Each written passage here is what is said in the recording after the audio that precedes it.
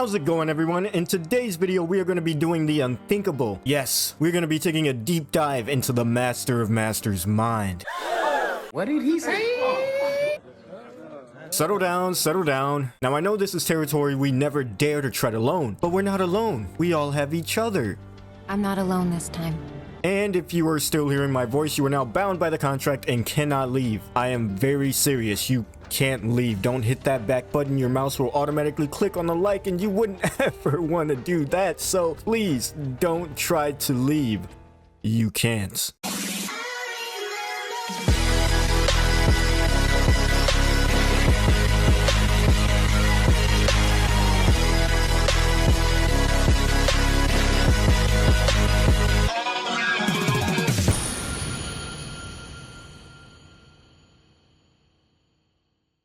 Alright, enough beating around the bush, and let's get into the real reason you're here, which is the thumbnail and title. And that is that the Master of Masters is actually right. That's right. This sociopathic, manipulative, emotionless husk of a man is actually making a lot of sense when you slow down and listen to what it is he is saying. In fact, we've actually seen examples of what he plans to do with the foretellers with characters we already know. And it is because of this that we should both kinda be scared, but also hold out a little bit of hope for what he is planning. In the finale of Kingdom Hearts Union Cross, the Master of Masters unveils this grand plan to destroy the willful darknesses that have been antagonizing him for years. Having watched countless lives upon lives, many close to him, be taken before his eyes. No matter how close he's gotten to defeating them, they always came back. But he realized something. He was going about things all wrong. Darkness had once had a physical form. However, he decided to cast that form away, enabling it with the ability to attack people's hearts directly. The only problem being that without a form, the darkness soon lost its sense of purpose. It aimed to increase in numbers, going from one to many, and soon the darkness that had developed a derived form, or what we've come to know as Heartless. However, there still remained a few who still did not have a form. These darknesses came to have a will of their own, and soon became known as the 13 True Darknesses. In order to obtain their own, they seek out vessels with strong hearts, in which they can take refuge. Darkness could not be defeated if it did not have a form.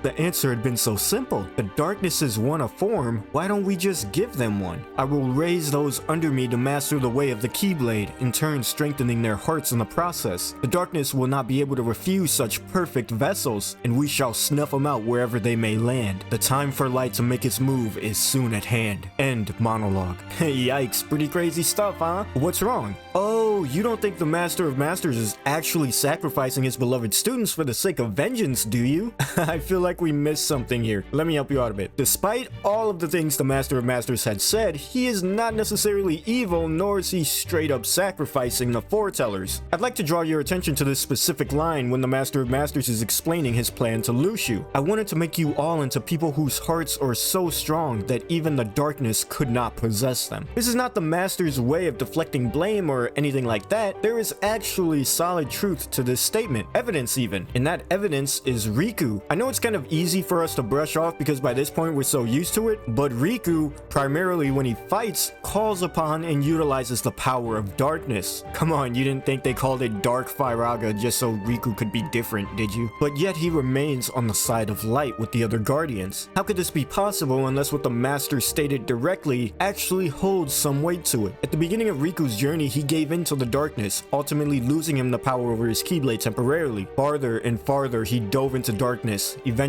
leading him to be possessed by Ansem. And even though Sora defeated Ansem and Riku gained control of his body back, Ansem was never truly gone, as we all know. For game upon game, year upon year, Riku struggled with battling the darkness inside him. And every time it seemed like he was making progress, Ansem was just around the corner waiting to pose another threat, hoping that he may slip up this time. But through each hurdle he overcame, Riku's heart grew stronger and stronger, ultimately leading to Riku being able to wield the power of darkness with no threat to himself or others. Darkness in and of itself as a power is no joke, and wielded in the right hands can do massive damage. That's why Riku is such a significant piece of the chessboard, a Keyblade wielder of light being able to harness the power of darkness. The only real help he had in mentorship was from Mickey, which, by the way, I consider Mickey to be Riku's true master, not Terra. Yeah, I don't know what all this is. Get the fuck out of here. You did. Now there's nothing left for me to teach you. You didn't teach him anything! What are you talking about? If you taught him something, he probably would have felt the darkness like you. Oh my god, I'm sorry. Wow, Sorry, that snuck out there. What I meant was... Back on topic. How does this validate what the Master is saying? Well, it's quite simple. I'm not sure if you noticed, but Ansem has a mind of his own. He is a willful darkness. Now, just to be perfectly clear, I am not saying he's one of the true darknesses. Alright, but look at the parallels. Cloaked Ansem specifically had to cast his form away in order to arrive at Destiny Islands at the appointed time. Young Xehanort states this fact to Sora in Dream Drop Distance. At this point, I still had no idea that I was talking to myself. He cast away his bodily form just to set me on the appointed path. The same way that the true darkness cast away its form in the past. In order to regain a form of their own, the darkness, aka Ansem, set out to seek a vessel with a strong heart, and the vessel in this case ended up being Riku. Of course, Riku did the unthinkable, and over a long period of time struggling to fight and control the darkness inside him, he eventually grew a resistance to it, allowing him to wield it as he pleased, as young Xehanort explained was the reason they decided to make Sora their 13th instead of Riku. And by this statement, it's safe to say that if Xehanort knew he couldn't control Riku with his darkness, then there is no darkness that poses a threat to Riku. Now, Riku is not the only example of someone conquering the darkness and maintaining their sense of self. This other is someone who is the closest to a perfect example of the Master of Masters plan being a success, and that person is who I just brought up, Master Xehanort. During the flashback of Kingdom Hearts 3 Remind, we see the Master of Masters discussing Xehanort's goals and outlooks on life. When Xehanort emerges, he explains that the Master was right and the coat that he had given him was a perfect resistance for warding off the darkness. However, this resistance is artificial. Without the coat, he could still succumb to darkness, which explains why the Master of Masters doesn't just give all the foretellers a coat. You can't wear the coat forever. While Xehanort was monologuing, he let it slip that with the coat, he will be able to carry out his goal in life, in which the Master responds, No. You'll ditch it soon. foreshadowing that Xehanort's heart would grow strong enough, developing a certain resistance to the darkness, allowing him to control the darkness instead. Through hearing his resolve, the Master of Masters saw potential in Xehanort's heart. Because of this, he decided that Xehanort would be perfect for inheriting one of the true 13. As the Master has stated, I'm not simply raising you all as vessels, but those whose hearts are so strong the darkness cannot control you. Sound familiar? It's strange. I think I'm gonna miss you. Your strength is vaster than darkness. I knew I never stood a chance. We originally had our sights set on you, but you developed a certain resistance to darkness. If you truly possess great power, the darkness can't control you. You won't need a silly old coat to stay safe. In fact, you'll be the one controlling the darkness instead. Me, on the other hand, I'm too much of a scaredy cat to ever take mine off. And when you look at it from this perspective, the Master of Masters is not responsible for Xehanort's demise. Remember at the end of Kingdom Hearts 3 and at the end of Xehanort's time, it's plain as day that Xehanort was in control the entire time. His beliefs and stubbornness is what ultimately led to his downfall. Sora stopped him because his hit reset on the entire world plan just was not the move, not because he was darkness. Hell, one of Sora's closest friends is standing right next to him right now, proof that one that bathes in the power of darkness can still be saved. Xehanort was a prime test subject for the Master of Masters that proved to be successful. Xehanort could have continued to live out his life peacefully if he so chose, but ultimately he really wanted to see his plan come to fruition, and ultimately led to Sora defeating him. Now, being in control or not, at the end of the day, Xehanort was controlled by one of the true darknesses, so the fact that Sora defeated him, the Master couldn't care less. In fact, that just takes away one darkness that the Master has to worry about now. The Master isn't just implanting darkness mindlessly, he is truthfully saying that he does not wish for the darknesses to control the foretellers. It is specifically why he chose the foretellers to be the ones that he trusts the safety of the world to. He truly believes that they are ready. And if you remember correctly, he also includes himself with the foretellers and those who would bear the burden of inheriting the darkness. Come on, it's simple. You6 plus me is 7.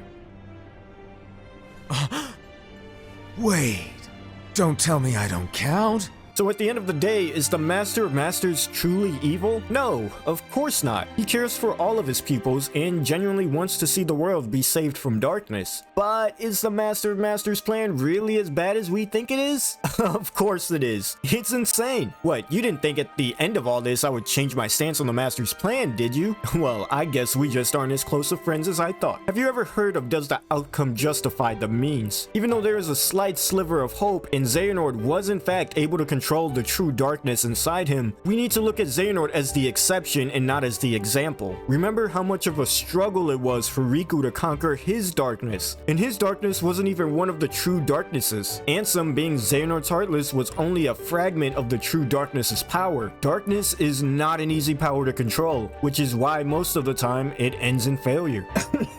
But hey, maybe this is a blessing in disguise. Maybe because Riku not only conquered his darkness but had to go about the majority of it alone, he could help the foretellers in ways to learn how to overcome their darkness as well. Who knows? Only time will tell. Honestly, I'm grasping at whatever little bit of hope we have because the foretellers deserve so much better. You know, Nomura is really building the Master of Masters up to be a very extensive character. His character development runs so deep and seems almost infinite to what we can discover about him. Honestly, it wouldn't even surprise me if the Master of Masters at this point turned out to be someone like Sora's mom. I mean, it's not like the Master of Masters acronyms spell out M-O-M.